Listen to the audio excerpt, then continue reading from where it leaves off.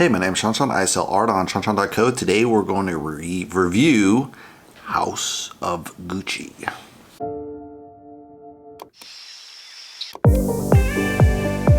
So this is a movie by Ridley Scott, the director of Alien. Time is 2 hours, 37 minutes. Don't bring any drinks into the cinema. You're gonna pee your pants. I definitely saw a few people leave and come back and miss parts of the film.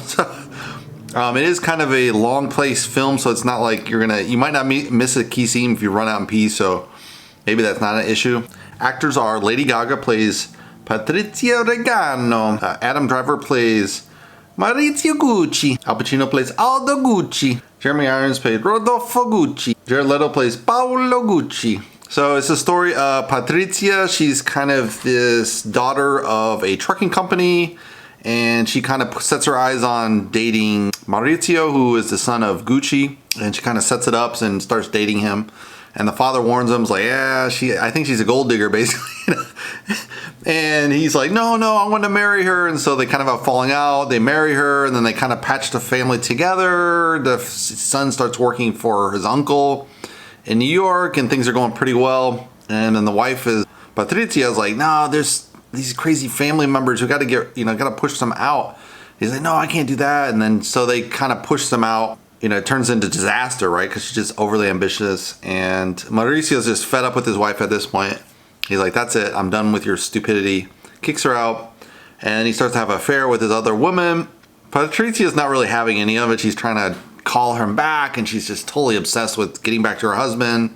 Her husband's totally done with her. And she just, in this terrible mindset. So then she puts a hit on her own husband, and the whole thing crazy collapses. So it's a really great story. So the analysis, I would say there's really great costumes, sets, obviously bringing back the fashion from Gucci in the earlier years, great 70s, 80s, 90s culture. So that's really fun. They did have one or two songs out of place, like they played a recent song and back in the 80s, or the 60s or 70s, and you're like, why don't they just play a great 70s song? Because there's great music from them. But I guess they're trying to modernize it maybe for younger audiences maybe, but I think you could have gone with a really cool 70s jam there. This is great power struggle between all the family members, between Patrizia, Aldo, Paolo, Mauricio, and then just they're constantly fighting, and that eventually leads to the whole family falling apart. So it's a really kind of fun power dynamic there. And then Mauricio, obviously Patrizia just loses her mind when she gets pushed out by her husband. So then that's where the really final, capstone of the Gucci's comes to play. The stupidity of Paolo is really well played by Jared Leto. I mean, you don't even know it's really him, but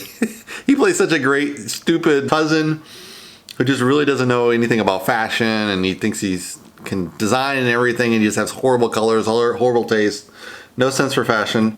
And it's really interesting too, none of the Gucci's are really keeping a really good track of the books, so they're overspending, lavish spending, Lamborghinis, big houses, fancy palais to live in, all this stuff, and you're like, and then it just gets them further and further behind the hole, and then they become prey to all these creditors, right? And you see the same thing in the movie Ford vs. Ferrari, where Ferrari gets in a lot of deep shit as well, and they have to be bailed out eventually by Fiat, and at least this huge rivalry with Ford, right? So similar kind of, just lackadaisical approach on accounting, which is weird because the dual books was actually created by Italians in the 1400s. So the fact that Italians now are totally irresponsible is really interesting, considering they invented basic accounting. And the allure of the products and like their product history and everything kind of gives the family this false sense of security that they can never do any wrong, that they're always going to make great products. And so that leads them really astray of not really watching the bottom line and not really taking care of the new products coming out, and leads them really getting in trouble and getting taken advantage of. I think they did a pretty good job with the accents, with different characters. Lady Gaga plays it pretty well. Jared Leto plays it pretty well. So it's really kind of funny, especially Paolo's character, because he just has the dumb sayings that he comes up with. It's just so funny. I think it would have been better in some parts of the movie if some of it was in Italian, because they obviously would speak Italian. So it just kind of a little bit like, okay, we just dumbed it down for the Hollywood, so because no one in America wants to read subtitles. But I think they did a better job of this in, say, Ford vs. Ferrari, where they show Ferrari and they're speaking Italian. And that would have been the case, especially with, say, Rodolfo's character, who's mostly in Italy. He would have spoke primarily Italian, who's Jeffrey Irons. Al Pacino, he probably would have spoke Italian, especially when they arrive from New York, especially amongst them. And then his staff, he speaks English.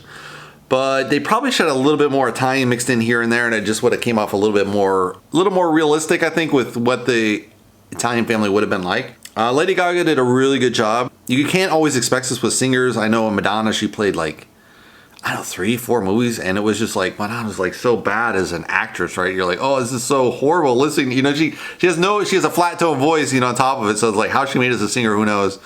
And then and then she can't act. You're just like, oh no, Lady Gaga's gonna do it. Is she gonna be bad like Madonna's? Like, no, thank God Lady Gaga has some acting chops. She's definitely believable. She matches up with her other great actors that are in here, so you can see she doesn't really struggle to keep up with them as far as the playing. I mean, some characters a little better played, but generally, you know, it's pretty fairly matched across the board. There's a touch of, in some scenes in the family where they're sitting on the couch and there's a little bit of camera movement, and just a little bit, but it's just super annoying because it's like, I guess they're trying to make more of a home movie kind of feel. I don't know, but it just looks crappy. It just do a locked off shot and then pan to the right and then zoom up and down, and you know, I don't know. The way they shot in the 90s was way better than they shoot nowadays. They always try to add a little bit of camera movement, and you're like, why is the camera moving? There's no logical sense to this.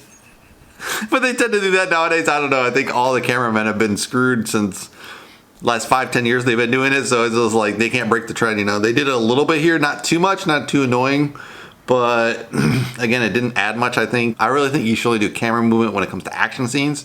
It makes a lot of sense to kind of exaggerate a little bit of the action and running and stuff when you're being chased. I think that's a great use of camera motion, but generally I think it should just follow the action. Like if you move here, then maybe you move across, and you just have a nice smooth movement of the camera versus kind of like all around. You're like, what in the hell is going on, right? And they just do it a touch here, so it's not too flawed. But I mean, Ridley Scott, if you look at Alien, is just way better filmed than this film, and you're like, dude, you're like 80 now, you should be polished by now.